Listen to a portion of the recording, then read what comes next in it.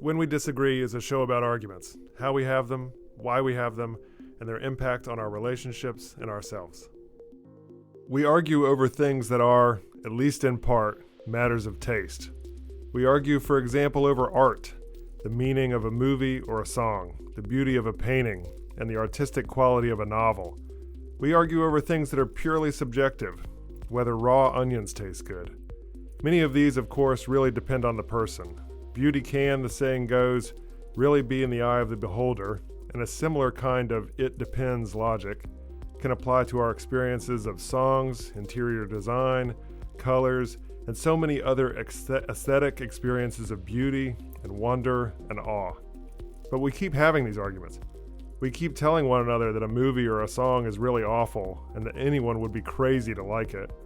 We keep running up against instances where someone's subjective choices seem, to us, to violate some objective rule of beauty. There was a girl in my homeroom class in middle school that I still remember. She comes to mind. She would, by hand, peel and eat a raw onion every day in homeroom. Every day. Right before the Pledge of Allegiance and right after the first bell rung. And she loved it. The rest of us hated it, and we weren't shy about letting her know that, but she loved it. And who am I to tell her that her morning homeroom onion didn't taste good? I'm Michael Lee, Professor of Communication and Director of the Civility Initiative at the College of Charleston. Today's guest on When We Disagree is Brian Howard, a re-entry expert from Ladson, South Carolina. Brian, tell us an argument story. Well, good morning. The argument that I have and constantly have, and it bewilders me about why is the importance of creating a pro-social environment in prison and the need for development and character development and rehabilitation. People tend to disagree with that and don't think that people who have committed crimes in our society need to be rehabilitated. But I'm here to tell you that close to 95%, if not more, of people who are incarcerated are coming home. Whether it's 6 months from now or 30 years from now, they're coming home. So my question is, you want a person who has committed a crime in our society to come home better, rehabilitated, or worse than he was when he came in? Let's set up this argument between you and the folks you've had this argument with, because it sounds like you've had this argument multiple times with multiple people. Is that right? Correct. So take us through your arguments, and then we'll figure out the counter arguments too. So your arguments in favor of a pro-social environment for a pro-rehabilitation program in prison are what? So the basis of my argument is that our environment influences our choices, right? And so we could look at high crime areas are always lack of resources, jobs, and low economics. And those that in our community that has abundance of jobs, unlimited resources, the crime rate is low. So that tells me that the environment plays a major part in our decisions. You know, ultimately it's the person's decision deciding to do whatever they did, but I believe environment influences that. So why not create a pro-social environment that creates the environment to help people make better choices? And what else would this curriculum include? A kind of pro-social rehabilitation focused program? Building a person's character, building a person's moral compass, building a person's ability to make better choices in life, feeling good about themselves. Mm-hmm. So let's take a hypothetical person who comes from a low resource environment, who's made a mistake. They find themselves in prison. What are the kinds of lessons you would teach, stories you would tell, resources that you would point them towards to engage in character development or to develop this moral compass, as you call it? So here's the thing. I went to prison at the age of 17.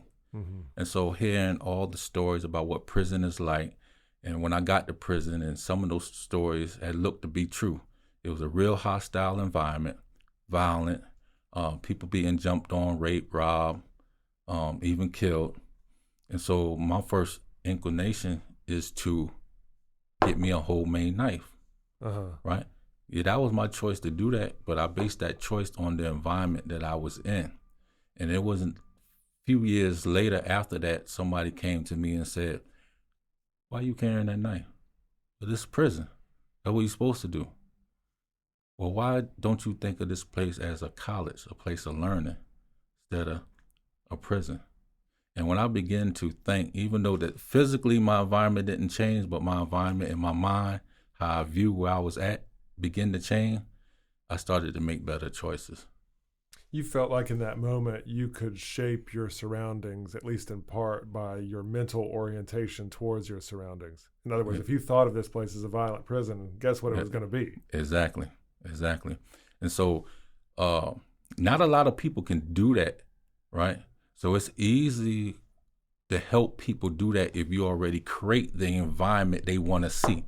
I think Gandhi, the famous quote by Gandhi, be the change what you want to see.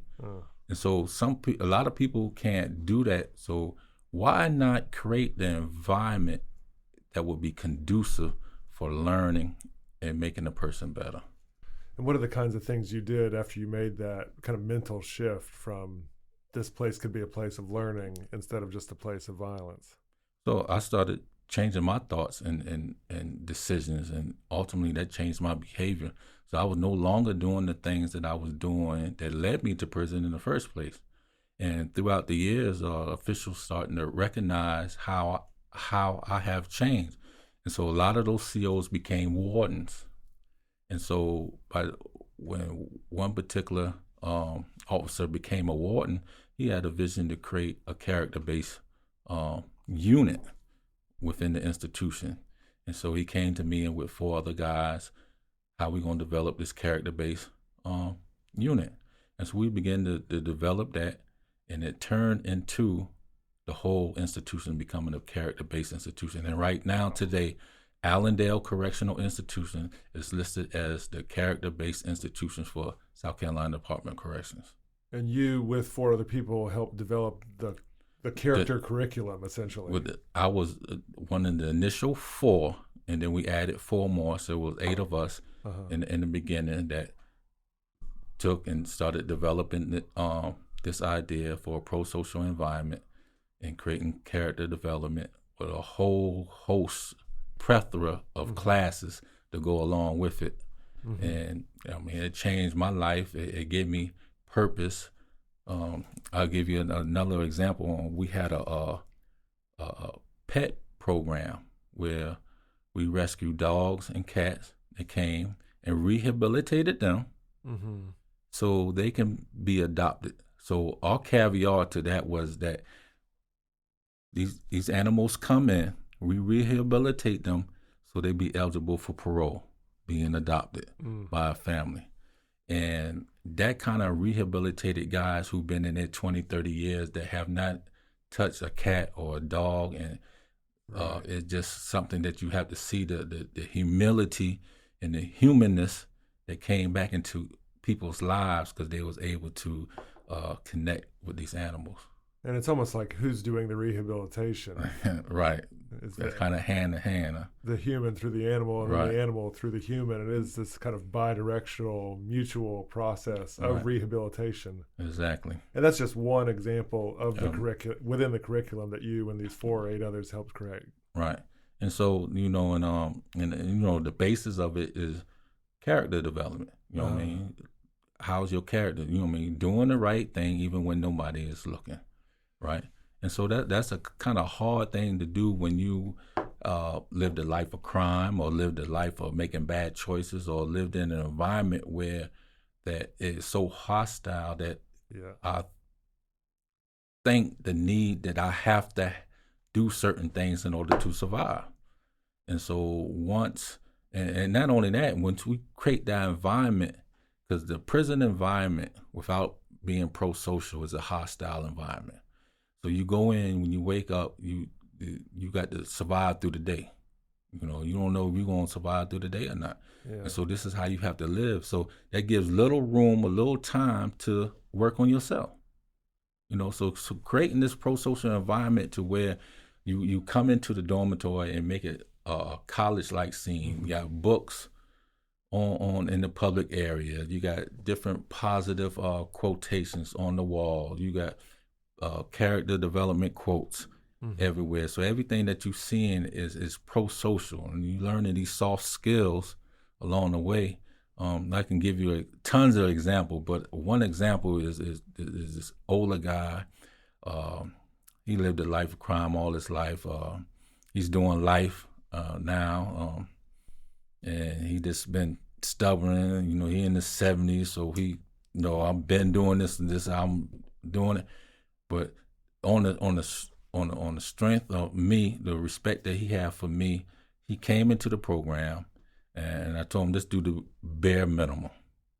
Okay. And so he did the bare minimum for months, and then he found himself when he was leaving the shower. He left some trash in the shower, left the shower, got to his cell, and remember he left the trash, and this automatically went back and pick up that trash and bring it and put it into the appropriate area without giving it a second thought. And then he realized what he's done, like, whoa.